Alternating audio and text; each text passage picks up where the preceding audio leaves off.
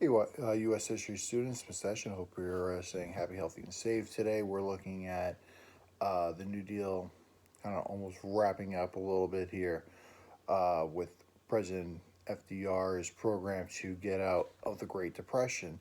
So, if you have any questions, I want to ask you to post them in the comments below, and I'll get back to you. So, I attached the PowerPoint so you could go through it as I am talking here.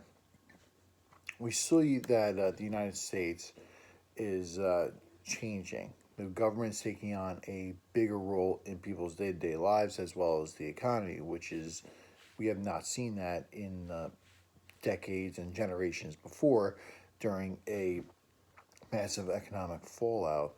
So, the United States was built on the premise of separation of powers. You have your executive branch, your judicial branch, and your legislative branch. We see that FDR starts taking a lot of actions to increase the power of the presidency, and we see a president during times of crisis increase their power, usually through executive orders.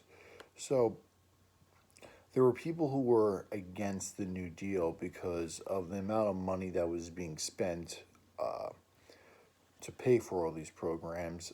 Capitalists were enraged that the government is now employing people on unprecedented numbers, doing jobs that normally private sector jobs would be doing, but also local state jobs would be doing, controlled by local state governments.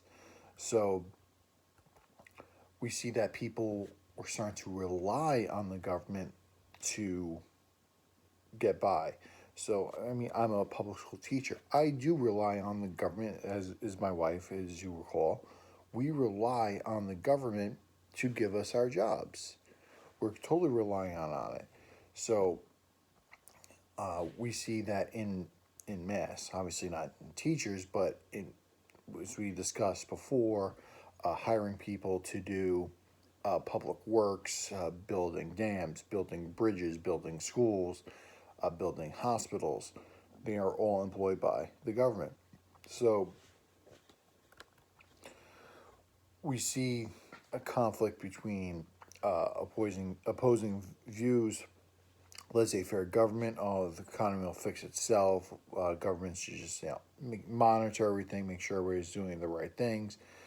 But the New Deal, the other side is John Maynard Keynes. He's a famous economist who said that during times of crisis, the government needs to spend money to keep the economy going and alive, uh, because the government has consistent revenues, so they have the ability to spend. Whereas a business is relying on people spending money on their business, government is just simply relying on people paying their taxes. So, in order to stimulate the economy, the government needs to spend massive amount of money, and we have seen our government prescribe to that theory since the New Deal, and we've seen it within the last few months of I think 3.5 or 4.5 stimulus packages, and I believe one is going to be introduced next week in Congress. That is being drafted by Speaker of the House Nancy Pelosi from California. So we are seeing the government increase in size, increase in people's everyday life. And this is not the government that was drawn up in Philadelphia. The story of the U.S. history class is the story of the evolution of our government taking on a larger role in the economy, on the world stage, and seeing how government reacts to crisis differently. And they kind of like learn from each other's mistakes.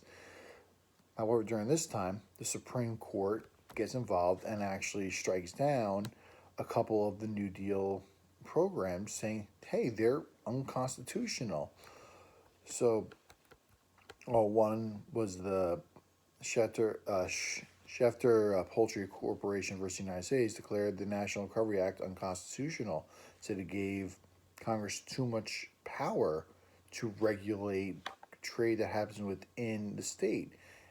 The AAA that we discussed last week, U.S. versus Butler, said the agriculture was local and not interstate. Not true today, by the way. Uh, so those are the big ones. Some other ones were also thrown out. But the key part of this is we're seeing checks and balances work on the federal level. This is where FDR kind of stains his reputation a little bit, though. FDR tried getting around the Supreme Court. So, if you recall, Supreme Court justice gets on the bench to the Supreme Court when they are nominated by the president, confirmed by the Senate. So typically, a president is going to appoint somebody who is very similar thinking ideologically, like whether it be liberal, whether it be conservative, someone that like thinks very similar to them how the Constitution should be interpreted. Okay, I mean, so a lot of presidents will at least get one Supreme Court nominee. The last few have had at least two, and President Trump may get a third. He's already had two.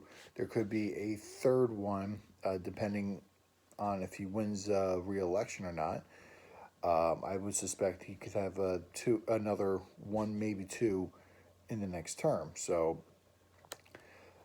FDR throws it out there to Congress. Hey, increase the size of the Supreme Court. It would go from 9 to 15. Because the Constitution doesn't actually say how many Supreme Court justices there has to be. There could be 11, there could be 5, there could be 3, can't be 1. But the Supreme Court has 9 currently, and he wants to increase it to 15. So he would put at least 6 members of the Supreme Court who would be very favorable towards FDR. And people kind of lost their minds over this. This is like this is something that the founding fathers didn't think of, like presidents trying to get around things. But also the Supreme Court, when it was drawn up, wasn't thought of that high, like as far as like how we look at it today. But the FDR, it was not it didn't go over well. It was rejected by both Republicans and by Democrats.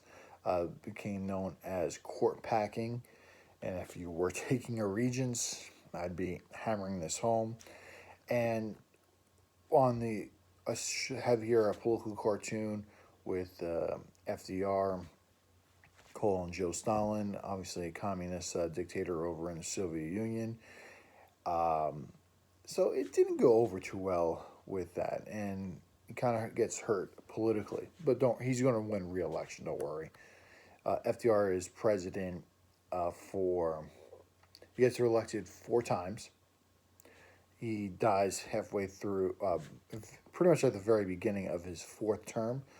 So FDR is going to win re-election. He'll be okay. And when we look at the New Deal overall, like the New Deal has a mixed bag of success. If you were going to say got us out of the Great Depression, it did not. Okay, if that was your measuring stick. But if you look at it, it did help people who needed help at the time. It gave people hope that there would be, it would get better. Because remember, not everybody was unemployed. Not everybody. That's a big misconception. Okay, numbers did get high, but there's actually more people unemployed now than there were during the Great Depression. So we're seeing the power of the government increasing. The government has a say in your economic and social life to a great extent.